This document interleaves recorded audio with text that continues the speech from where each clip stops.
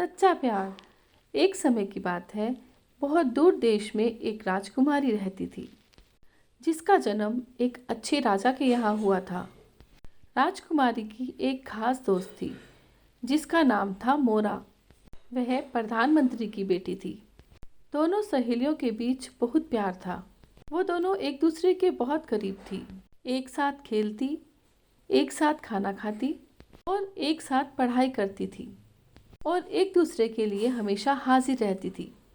वो दोनों ऐसी थी जैसे दो शरीर में एक आत्मा। और वो कहती थी कि हम दोनों हमेशा साथ रहेंगे, हमेशा हमेशा के लिए साथ रहेंगे। तभी राजा कहता है, तब क्या होगा जब तुम्हें प्यार हो जाए और तुम शादी करना चाहो? तभी राजकुमारी कहती है, शादी? तभी रानी कहती है, एक दिन दो नौजवान आएंगे और तुमसे शादी करेंगे और फिर वो तुम्हें अपने देश लेकर जाएंगे जहाँ तुम हमेशा खुशी से रहोगी। तुम दोनों एक दूसरों से महीनों या फिर सालों तक नहीं मिल पाओगी। समझे बेटा? तभी राजकुमारी बोलती है, हो ही नहीं सकता। दूसरी राजकुमारी कहती है, अगर शादी करने से हम अलग हो जाएंगे तो हम शादी ही नहीं करेंगे। दूसरी राजकुमारी कहती है, मोरा तुम बिल्कुल सही कह रही हो, हम बिल्कुल शादी नहीं करेंगी। कोई भी नौजवान मुझे मेरी दोस्त से बिल्कुल भी अलग नहीं कर सकता। चलो चलो यहाँ से चलते हैं। वैसे प्यार एक अलग ही चीज़ है। किसे पता कब और कैसे किसी से प्यार हो जाए। कुछ साल बीत गए और फिर एक दिन जंगल के अंदर प्यार उनके सामने आया। तभी राजकुमारी कहती है, यहाँ कैंप लगाने के लिए बहुत अच्छी जगह है। तभी उन्हें एक राजकुमार मिलता है और कहता है, राजकुमारी मैं आपके लिए फूल लाया हूँ। आपको फूल पसंद है ना? मैं इन्हें आपके तंबू के अंदर रख देता हूँ, इनकी महक चारों ओर फैल जाएगी। राजकुमारी कहती है, तुम कितने अच्छे हो लीनो। मोरा से कहती है, मोरा चलो जंगल की तरफ अंदर को चलते हैं, उस पहाड़ी की ओर। मोरा कहती है, हाँ चलो। तभी पेड़ के पीछे कोई होता है। मोरा कहती है, वहाँ कोई है। तभी राजकुमारी और मोरा आगे बढ़ती हैं और वृक्ष के पीछे एक राजकुमार होता है। तभी राजकुमार सामने आता है और अपना मुकुट नीचे रखता है। तभी राजकुमार कहता है, मैं हूँ राजकुमार इलारियो और मैं यहाँ खो गया हूँ। तभी राजकुमारी कहती है, मैं हूँ राजकुमारी और ये है मेरी दोस्त मोरा। हमारे देश में स्वागत है आपका। राजकुमार कहता है, आपसे मिलकर मुझे बहुत खुशी हुई। वो दोनों इलारियो को अपने राज्य में लेकर जाते हैं और शाही राजकुमार के स्वागत में जलसा शुरू किया। वो तीनों, मोरा, इलारियो और कैथरी, आपस में तीनों एक दूसरे के साथ बहुत खुश थे। कुछ तो चल रहा था उन तीनों के बीच। दिल में एक अजीब सा एहसास जो केवल प्यार होने पर होता है। पहली बार ऐसा हुआ था जब दोनों के बीच में तीसरा आ गया था। इलारियो के लिए दोनों दोस्त प्यार को अपने दिल में छुपाकर बैठे थे, पर हर किसी के नसीब में वापस प्यार पाना नहीं होता है और बहुत जल्द दर्द का एक सैलाब उनके बीच में आने वाला था। वह लीनो से कहती है, लीनो, इलारियो को यह हीरो से जड़ा हुआ स्टाइलो पसंद आएगा ना? लीनो कहता है, अगर उसे दुनिया की सबसे सुंदर व अच्छी लड़की से मिले हुए तोहफे की कदर न जानी तो वह इस दुनिया का सबसे बदनसीब इंसान होगा। तभी वह मोरा के पास जाती है और देखती है मोरा इलेनो को गिफ्ट दे रही है और पूछती है, यह गिफ्ट तुम्हें कैसा लगा? इलेनो कहता है, आपका बहुत बहुत शुक्रिया। वो कहता है कि मैं दुनिया का बदनसीब इंसान हूँगा अगर मैंने तुम्हारे दिए गए तोहफे की कदर ना जानी और अगर मैं सबसे सुंदर और अच्छी लड़की का दिया गया तोहफा कबूल ना करूँ तो। मोरा कहती है, तुम कितने अच्छे हो। वो कहता है, मैं तो सच कह रहा हूँ। कैथरीन ये सब देख रही होती है और उसे बहुत दुख पहुँचता है। कैथरीन का दिल गम के मारे टुकड़े टुकड़े हो गया था, पर मोरा और इलारियो का प्यार आसमान को छू रहा था। उन्हें कैथरीन के टूटे हुए दिल का बिल्कुल भी अंदाजा नहीं था। वह लीनो को कहती है, उन्हें तो कोई फर्क ही नहीं पड़ रहा कि मैं भी उनके साथ हूँ। तो कहता है, राजकुमारी, मैं आपके टूटे हुए दिल को कैसे ठीक कर सकता हूँ। कैथरीन कहती है, बस ये मानकर चलो कि मेरा दिल कभी टूटा ही नहीं था। कैथरीन कहती है, जिन लोगों से मैं इतना प्यार करती हूँ उनके लिए मुझे इतना तो करना ही पड़ेगा। मोरा और इलारियो, मैं उन दोनों की खुशी की आड़े बिल्कुल नहीं आऊंगी। राजकुमार ने मोरा के पिता से राजकुमारी मोरा की शादी के लिए मोरा का हाथ मांगा।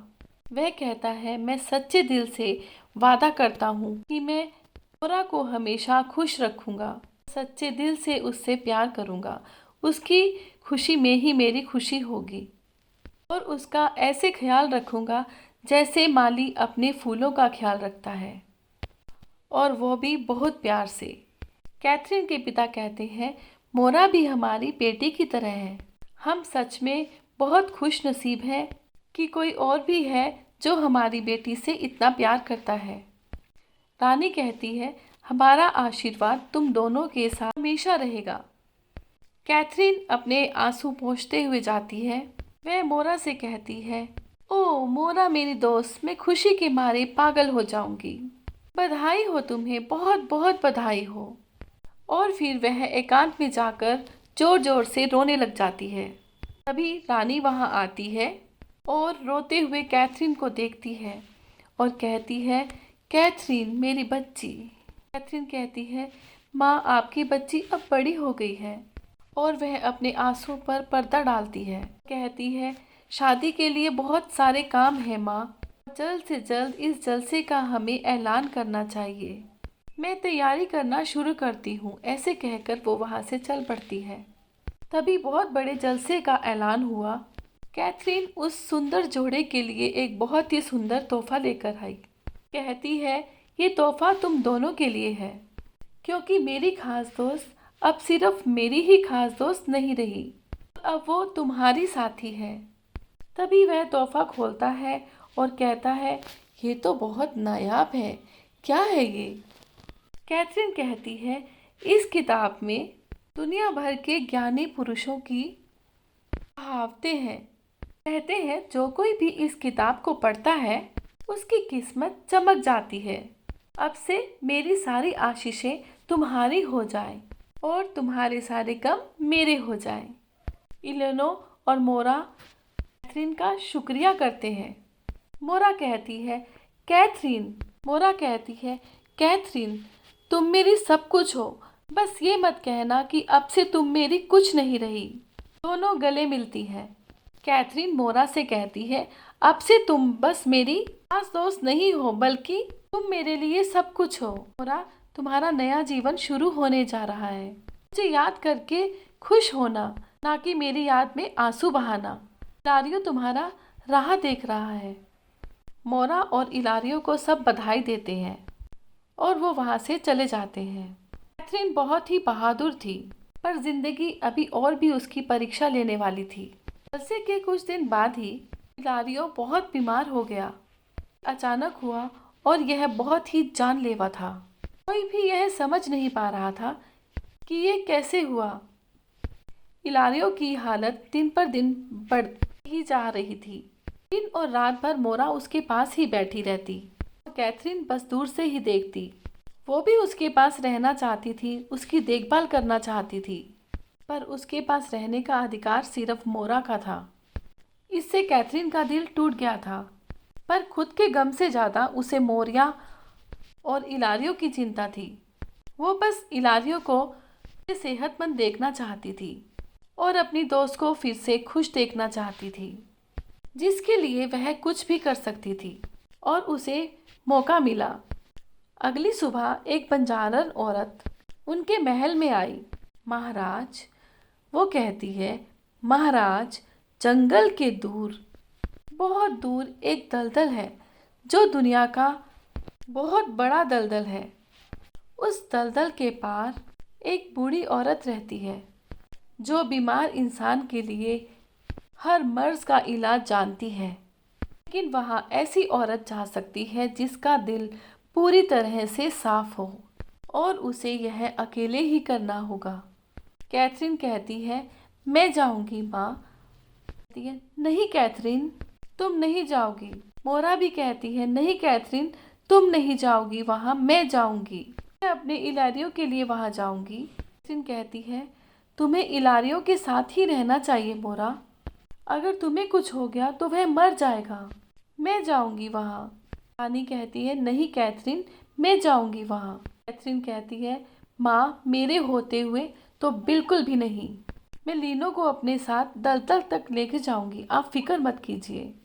तो दिल पर पत्थर रखकर राजा रानी कैथरीन को भेज देते हैं। इस खोज में कैथरीन का साथ देने के लिए लीनो बहुत खुश था, लेकिन कैथरीन अपने गम में इस प्रकार डूबी हुई थी कि उसने लीनो के प्यार की तरफ ध्यान ही नहीं दिया। जल्द ही उन्होंने जंगल को पार किया और उस मनहूस दलदल के पास पहुंच गए। लीनो कहता है राजकुमारी, मेरी विनती है, आपके बदले मुझे वहां जाने दीजिए। कैथरीन कहती है नहीं, मैंने वादा किया है, मेरे आने तक मेरा यहाँ इंतजार करना। मुझे मोरा और इलारियों के लिए वापस आना ही होगा। Thank you Lino, thank you हमेशा मेरा साथ देने के लिए। लीनो के देखते ही देखते कैथरीन उस दलदल के अंदर चली गई। जैसे ही उसने कदम रखा, लीनो कहता है राजकुमारी कैथरीन, अब वापस जरूर आओगी, क्योंकि आप किसी के प्यार को बचाने जा रही हो। राजकुमार और आपके दोस्त के लिए जो आपका प्यार है उससे भी कहीं ज्यादा बढ़कर है। अभी तेजोमंडल ने राजकुमारी को घेर लिया। ऐसे दलदल में थी जिसका कोई अंत ही ना हो। वो एक नदी के पास पहुंची जहां बहुत बड़े बड़े मगरमच्छ थे। कैथरीन ने बड़ी गहरी सांस ली और फिर से मोरा और इलारियों के बारे में सोचा और पानी के अंदर कूद गई। तेजोमंडल की रोशनी से मगरमच्छ उससे दूर हो गए और उसने तैरते तैरते नदी को पार किया। वह लोहे के भाले से लदे हुए गेट के पास पहुंची और एक बार फिर उस रोशनी की सहायता से वह उस गेट को पार कर गई और वह बूढ़ी महिला से मिली। उस औरत ने उसे खाना दिया और पहनने के लिए नए कपड़े भी दिए। कहने लगी जरूर तुम्हें सच्चा प्यार होगा, तुम इस गहरी दलदल को पार करके यहाँ आई हो। कहती है मैं उससे और अपनी दोस्त से बहुत प्यार करती हूँ, उनकी शादी भी होने वाली है। वो बुढ़िया कहती है तुम अपनी दोस्त के लिए इतनी दूर आई हो, प्यार को बचाने आई हो, उन्हें एक साथ देखकर तुम्हें तकलीफ नहीं होती। कैथरीन कहती है मैं यहाँ तक आई हूँ ताकि मैं उनकी खुशी की वजह बन सकूं। इसके दिल में सच्चा प्यार हो, प्यार की खुशी के लिए और क्या चाहेगा। तुम इस दलदल को इसलिए पार कर पाई क्योंकि तुम्हारा दिल बर्फ से भी ज्यादा साफ है। वह बुढ़िया उसे अंदर लेकर जाती है और एक फूल देती है और कहती है यह जिंदगी देने वाला लिली का फूल है, इसे महल ले जाओ और इलारियो ठीक हो जाएगा। जैसे ही कैथरीन ने वो फूल हाथ में लिया, वो वहां पहुंच गई जहां उसने लीनो को छोड़ा था और साथ में वो दोनों महल वापस चले गए। कैथरीन ने लिली का फूल इलारियो के माथे पर लगाया और इलारियो ठीक हो गया। Oh thank you, thank you, thank you Catherine. Mora और इलारियो का विवाह बहुत धूमधाम से हुआ और दोनों इलारियो के देश की ओर रवाना हुए और कैथरीन उन्हें जाते हुए देख रही थी। रानी बोली ओह मेरी बच्ची, काश मैं तुम्हारे दर्द को कम कर सकती। कैथरीन बोली आपको पता है प्यार किसे कहते हैं? प्यार की सबसे सुंदर खासियत क्या है माँ? आपकी खुशी उसी में है जहाँ आपका प्यार खुश है। यह जानकर कि मोरा और इलारियो बहुत खुश है, इससे मुझे बहुत खुशी मिलती है। आपको मेरी चिंता करने की कोई ज़रूरत नहीं है माँ। ये सच है, भले ही कैथरीन दुखी थी, मोरा और इलारियो की खुशी की वजह बनकर और भी खुशी मिल रही थी, हिम्मत मिल रही थी। सच्चा प्यार इसे ही कहते हैं। इसका दर्द भी आरामदायक होता है। ऐसा सच्चा प्यार आप किसी से भी कर सकते हैं, अपने माँ बाप से, अपनी बहन से, अपने दोस्त, अपने पालतू जानवर से।